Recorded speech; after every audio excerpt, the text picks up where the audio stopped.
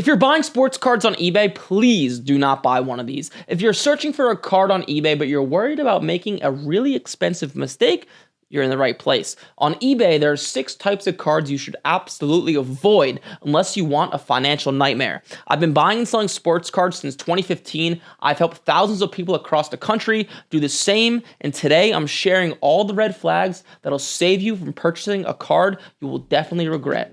First up, unlicensed cards. These are cards made by companies like Leaf or Sage. They don't have real team logos or legal approval. So instead of a card showing an NFL or NBA logo, the player's in a blank uniform or a college jersey with no logos at all. Even though they're technically allowed to print these cards, they just don't look real to most people. They look like knockoffs, even when they're not. And here's the big problem. Most collectors don't want them. So even if you like the player, the card won't hold much value long term. They're harder to sell, they usually don't rise in price. Unless you're getting one for your personal collection and don't care about resale, I would avoid these.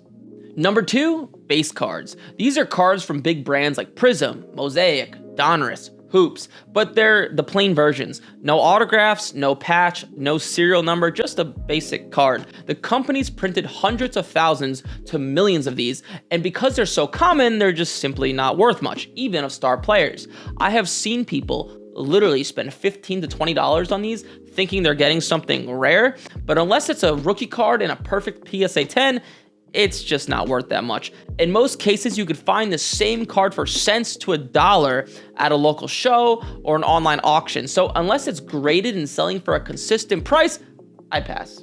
Number 3, junk wax era cards. If the card is from 1987 to 1994, be careful. This time period is called the junk wax era because card companies printed way too many of these cards. We're talking millions and millions of the same card. You'll see names like Topps, Fleer, Donruss, Score, but most of these cards just don't have value anymore. Even the greats like Ken Griffey Jr., Michael Jordan, or Bo Jackson from that era hold almost no value unless the card is in perfect condition and graded by PSA, and even then it's most likely not worth much, maybe $20 to $100. A lot of new buyers see these cards and they think they've found something valuable, but what you're really getting is overhyped paper from 30 years ago that nobody wants anymore.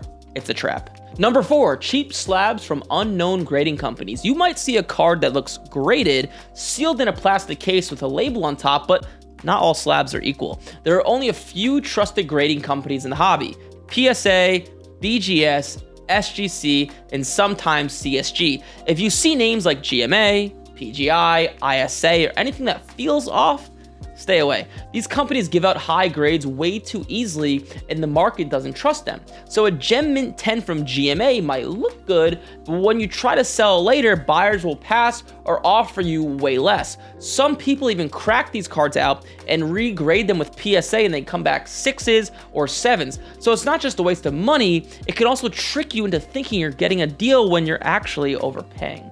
Number 5, college jersey rookie cards. This one confuses a lot of buyers. You'll see a player like Joe Burrow or Jason Tatum and the card says rookie, but the picture shows them in college gear, LSU, Duke, Alabama, or whatever. These cards are still rookie cards, but they're not the ones collectors want long term. As soon as the pro uniform card comes out, the college ones get pushed aside. So if you're buying it to hold or flip later, there's just simply not much demand. It doesn't matter how good the player becomes because people want the cards in pro uniforms. College jersey cards might look cool, but they're not what serious buyers go after.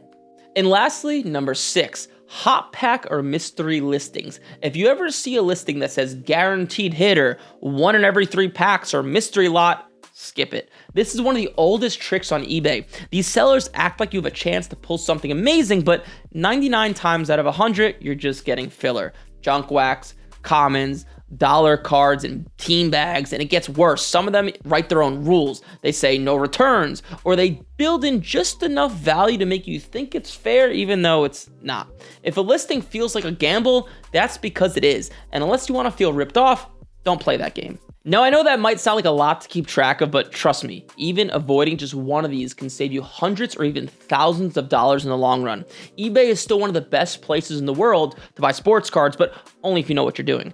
If you want to know what cards you should actually be looking for on eBay, I put together a free PDF that shows you the top 6 cards to buy. I'll put the link in the description below, and you can get it for absolutely free. Don't forget to like, comment, subscribe.